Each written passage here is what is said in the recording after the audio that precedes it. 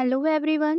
ये बात है 8 मार्च 2014 की, जब MH370 flight Kuala Lumpur international airport Malaysia से Beijing capital international airport China जा रही थी।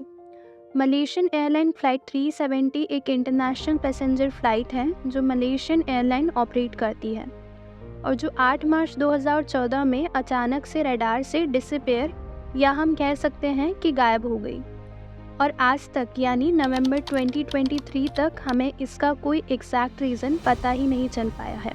Breaking news tonight, a Malaysia Airlines flight with 239 people on board, including 4 Americans, has gone missing. MH370 227 passenger और 12 क्रू मेंबर्स के साथ अपनी journey शुरू करता है। 8 मार्च को MH370 12:41 AM यानी रात में अपनी उड़ान भरता है और वो 35,000 फीट के एल्टीट्यूड पर 1:01 पर पहुंच जाता है। Aircraft communication addressing and reporting system, जो एयरक्राफ्ट के प्रदर्शन के बारे में डाटा बताता है, उसने अपना लास्ट ट्रांसमिशन 1:07 पर भेजा और उसके बाद उसे बंद कर दिया गया।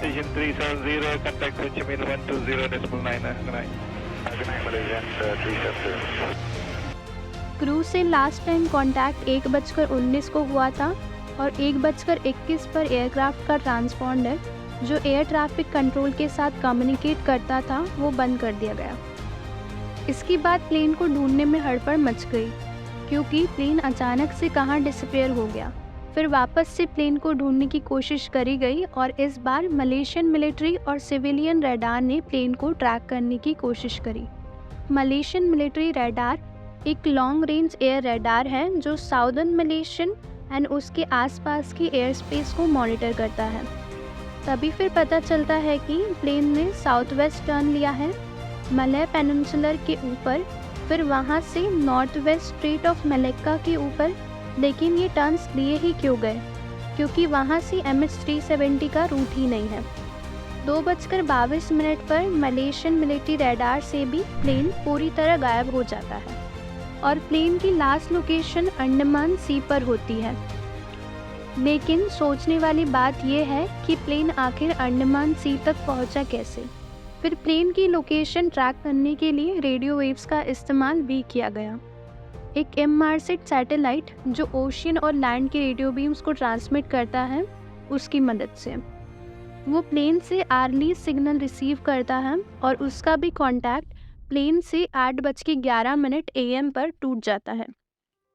इसके बाद सर्च टीम प्लेन को ढूंढने में जुट जाती है, लेकिन पूरे 1 साल सर्च करने के बाद भी कोई सबूत नहीं मिल पाता है कि प्लेन के साथ हुआ क्या था। कोई एविडेंस हाथ नहीं आता है, लगता है कि प्लेन हवा में जैसे गायब ही हो गया हो। फिर करीबन 1 साल बाद 29 जुलाई 2015 को अफ्रीकन कोस्ट और इंडियन ओशियन पर प्लेन के कुछ पार्ट्स मिले जिन्हें सर्च टीम ने अप्रूव किया कि ये MH370 के ही टुकड़े हैं।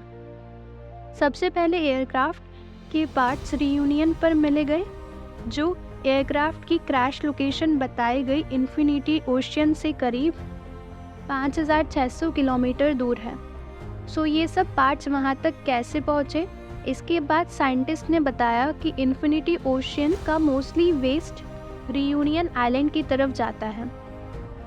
अक्टूबर 2017 में एक स्टडी पब्लिश करी गई जिसमें इन्फिनिटी ओशियन 35.6 साउथ 92.8 ईस्ट को एयरक्राफ्ट क्रैश की एग्जैक्ट लोकेशन बताया गया।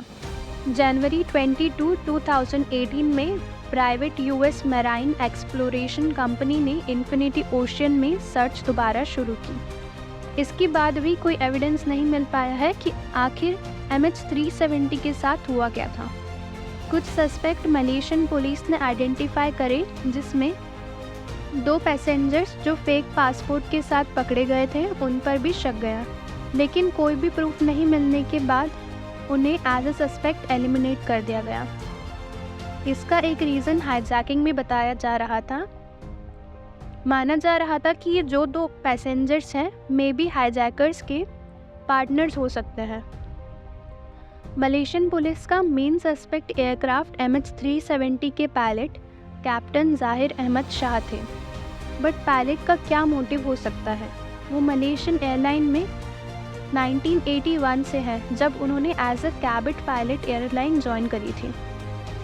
अगर ह्यूमन इंटरवेंशन एक रीज़न हो सकता है प्लेन के डिसअपेयर होने में, बहुत सारी चीज़ों को स्टडी करने के बाद कैप्टन को प्राइम सस्पेक्ट बताया गया, जैसे पावर लॉस्ट हो जाना, जो करीब 1:07 और 2:03 के बीच हुआ था।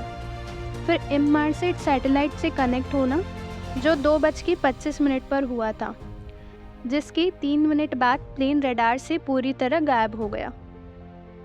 ये भी कहा गया है कि पायलट ने एयरक्राफ्ट डीप्रेशराइज्ड कर दिया, इससे प्लेन ऑटो पायलट मोड में स्विच हो गया और 6 घंटे बाद जब फ्यूल ख़त्म हो गया तब प्लेन क्रैश हो गया, जिससे 239 लाइव्स गई इंक्लूडिंग क्रू मेंबर्स। फिर उसके बाद क्यूरियोसिटी बढ़ती गई कि क्या अभी भी MH370 की खोज जारी है। उसके गायब होने के 9 साल बाद, जिसमें ओशन इन्फिनिटी के चीफ एग्जीक्यूटिव ओलिवर प्लंकेट ने बताया कि वो MH370 की सर्च वापस 2023 में शुरू करने वाले हैं। अब इन्फिनिटी ओशियन के पास न्यू डाटा है और न्यू रोबोटिक्स शिप्स हैं।